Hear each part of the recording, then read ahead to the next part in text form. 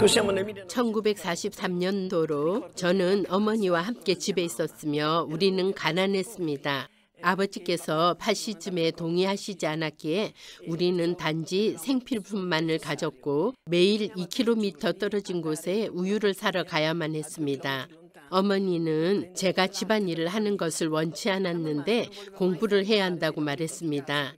그 대신 저보다 어린 여동생들은 집안일을 도왔습니다. 매우 추운 어느 겨울날 어머니는 큰 여동생에게 우유를 사오라고 청했고 여동생은 너무 추워서 싫어요 라고 답했습니다.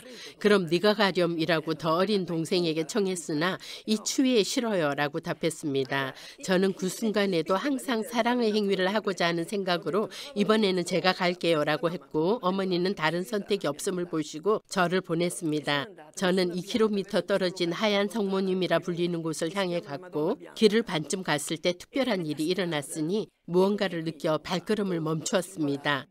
이는 사실은 아니지만 단지 제가 받은 인상으로 마치 하늘이 열리며 누군가가 제게 저는 누구인지를 즉시 깨달았죠.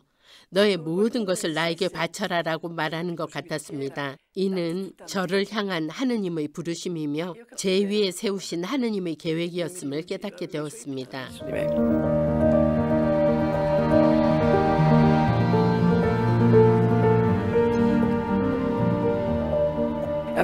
그 당시 제게는 영신 지도 신부님이 계셨는데 후에야 열정으로 불타는 편지였음을 알게 된 편지를 그분에게 써보냈습니다. 그 당시에는 처녀들에게 몇 달간 하느님께 봉헌하도록 허락했고 이를 계속 갱신하도록 했습니다. 그러나 저희 영신지도 신부님은 한 연로한 사제와 의논하시며 저는 이 처녀에게 종신서원을 하도록 즉시 허락하고 싶습니다라고 말했습니다. 그리고 질문할 것이 있으니 나를 방문하기 바랍니다라는 편지를 보냈습니다.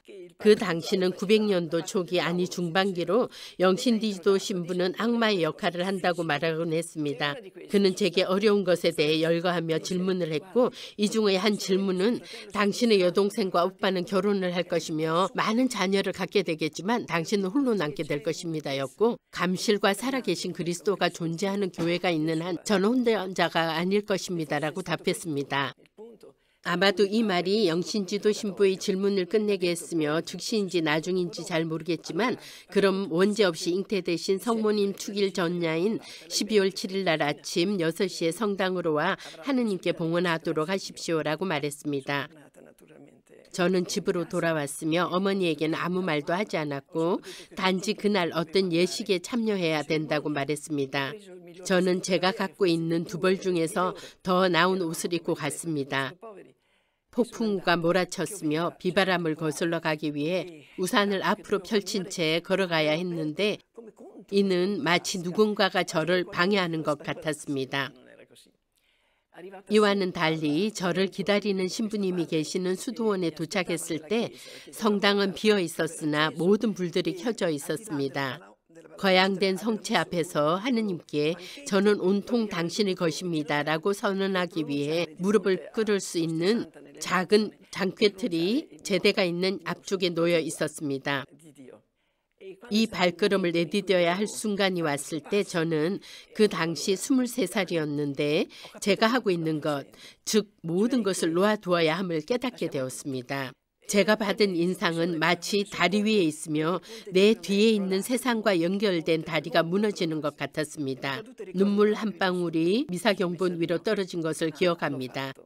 그러나 저는 예수님께 저는 온통 당신의 것입니다 라고 말했습니다. 미사는 끝나고 제가 내면에 느낀 터질 것 같은 기쁨은 말로 표현할 수 없는 것이었습니다.